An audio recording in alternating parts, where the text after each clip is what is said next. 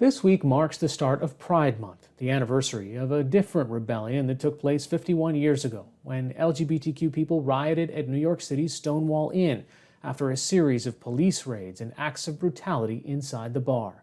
Now, in the midst of renewed protests against police, a recent wave of killings and violence against black transgender people has many activists calling for trans voices to be centered in calls for Black Lives Matter.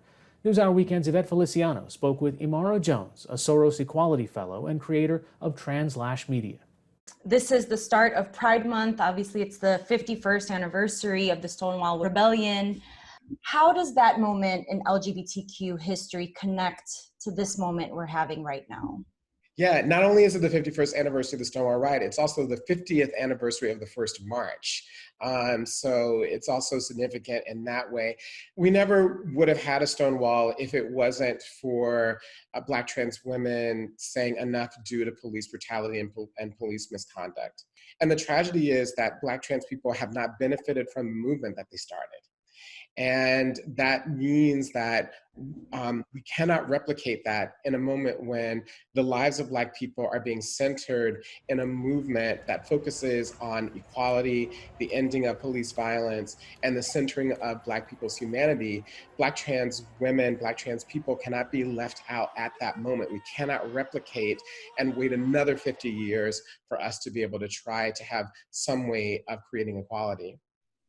Most recently, you've been calling attention to the brutal beating of Ayanna Dior. Can you please describe who she is and what happened to her? Well, what we know about her is that she is a young Black woman who lives in the Minneapolis-St. Paul region. I believe that the incident took place at a convenience store actually in St. Paul. We know that there was some kind of altercation over a vehicle, and that ultimately ended up with her essentially being cornered and bum rushed by a group of, it appears to be more than 10 to 15 people who set upon her in this store. And they were deliberately misgendering her, identifying her as gay when she's clearly not. And so her gender identity was clearly a part and a driver in the way that she was savagely beaten. So why is it so important to highlight Ayanna's story? I mean, it was not a police-involved killing. The people seen in the video perpetrating the violence against her are Black. You know, how does this incident fit into this national conversation we're having around Black Lives Matter and police killings?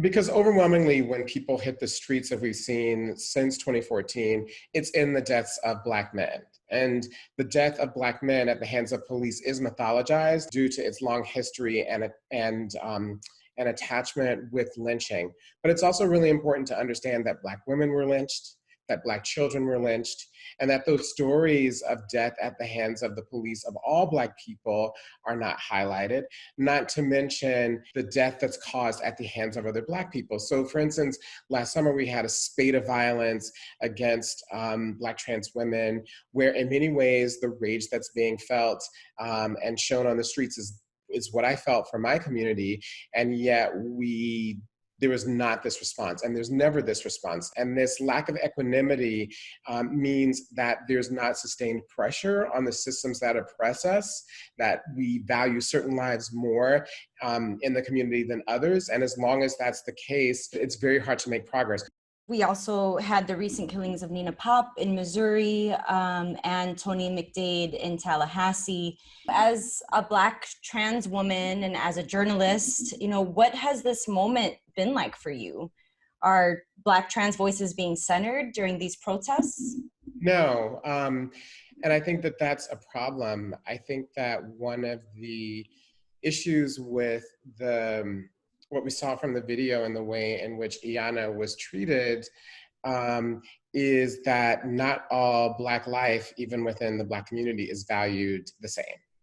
And there's no way that we're going to be able to transform this moment into one of true liberation until we understand that fact and embrace that fact. One of the things that this incident has raised amongst a lot of Black trans activists is this tension that people feel in this moment of how hard do you take to the streets and fight for people who don't show up for you.